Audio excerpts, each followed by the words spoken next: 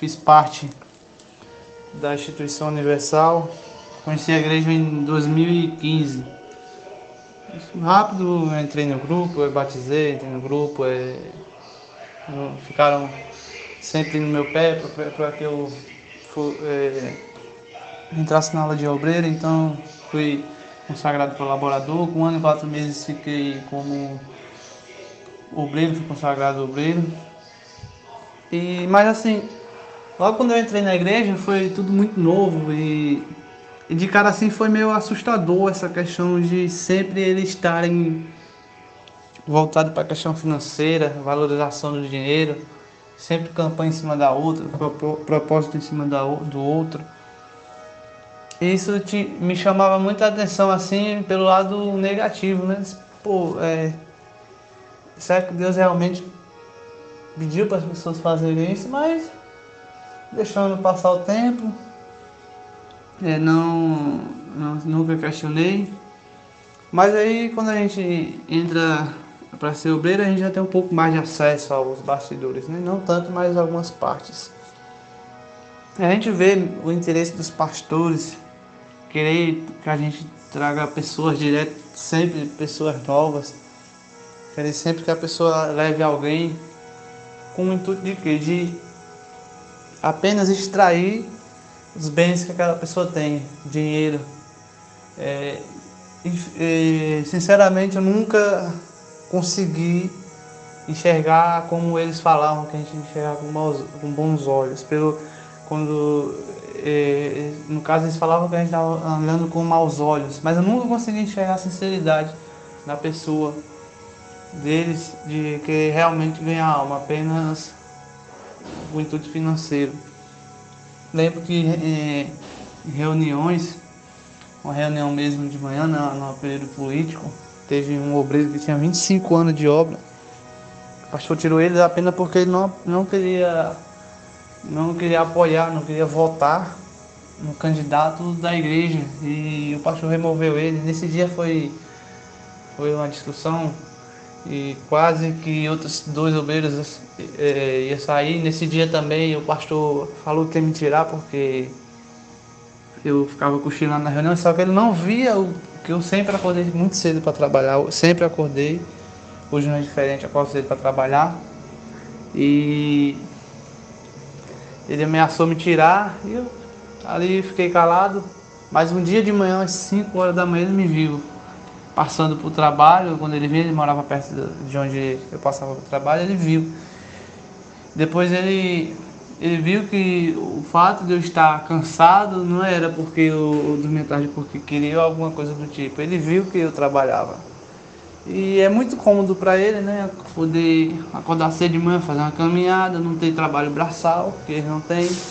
Diferente de mim, que trabalho um trabalho um pouco braçal.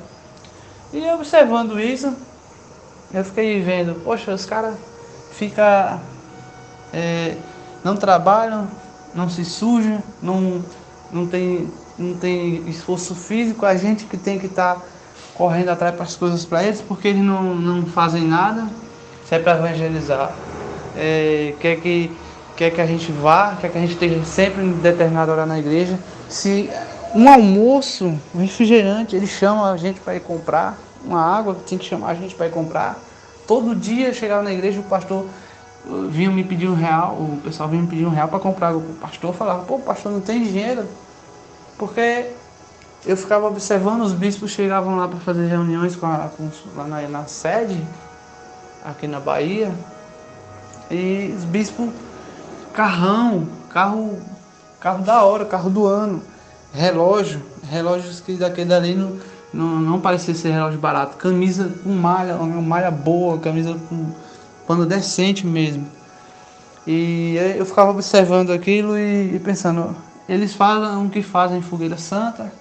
A fogueira santa é de 6 meses, fora outras campanhas que eles falam que são sempre os primeiros a fazerem. Mas qual a condição que o pastor teria de fazer aquilo ali? Se ele vende tudo, se ele dá tudo também.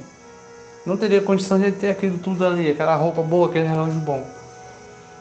E eu sempre ficava com aquelas dúvidas, mas nunca questionei, né? Porque você sabe que se perguntar porque você está mal, você não pode questionar. E sempre aquelas cobranças. E eu, sendo sincero a você, que já fazia muito tempo que eu não sentia vontade mais de fazer, não por conta de Deus, não, mas por conta da pressão que era tida sobre nossas costas. É reunião em cima de reunião. A gente tinha que estar sempre, quase todo dia era reunião. Domingo de manhã era reunião com todos os obreiros. A gente tinha dias que chega em casa 1 hora da tarde, sendo que você chegava na igreja às 6h30 da manhã. Tinha dias mesmo que a gente chegava meio-dia. Aí mal dava tempo de almoçar, descansar e tinha que estar lá de novo para evangelizar. Se você não fosse, você estava mal. Se você não fazia fogueira santa, você estava com maus olhos.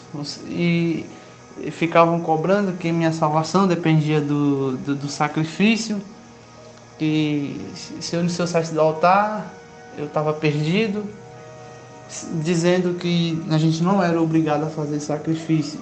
Mas você sabe que fica sempre aquele constrangimento de a gente ter que fazer o sacrifício, via lá os outros obreiros fazendo e você não ia fazer. E dizendo não era obrigado você fazer o sacrifício da fogueira santa, mas toda hora ficava. Sua salvação depende disso. Então, meio que a gente se sentia constrangido, a gente se sente constrangido. Os membros, eu tenho certeza que se sente constrangido em questão de propósito, de oferta, porque o pastor fica dizendo que eles não são obrigados, mas toda hora fica falando. Se a gente não é obrigado, se a gente realmente não quer fazer, não precisa estar falando toda hora. Quem quer faz, né? E eu fiz algumas fogueiras santas e vou te falar a verdade. Quando eu vim morar na Bahia, eu sempre guardava um trocado e eu comecei a juntar um dinheiro. Tinha um dinheiro guardado, foi a primeira fogueira santa que eu dei. E de lá, dessa época de 2015 até hoje, sendo sincero, eu não consegui mais guardar dinheiro nenhum na minha conta. É tanto que eu tinha uma parcela de seguro-desemprego que eu fui receber. A última parcela que eu tinha para receber, embargaram. Não consegui receber essa parcela. E eu nunca mais consegui guardar dinheiro na minha conta. Hoje, graças a Deus, tenho um comércio. Tenho pedido a Deus para que Deus me abençoar, para que eu possa restituir todos aqueles valores que eu dei, com o intuito de que fosse para abençoar a minha vida, que se eu não fosse fazer, o diabo ia me pegar. Mas graças a Deus estou aqui. E outro ressalvo é que quando chegava a época de fogueira santa, né, eles ficavam loucos, atentos que os obreiros tivessem cuidado com a internet para não estar vendo vídeo, que Alfredo era endemoniado, que Natan era endemoniado e muitos outros aí. Não, fazendo de tudo que se a gente visse esses vídeos, a gente estava mal.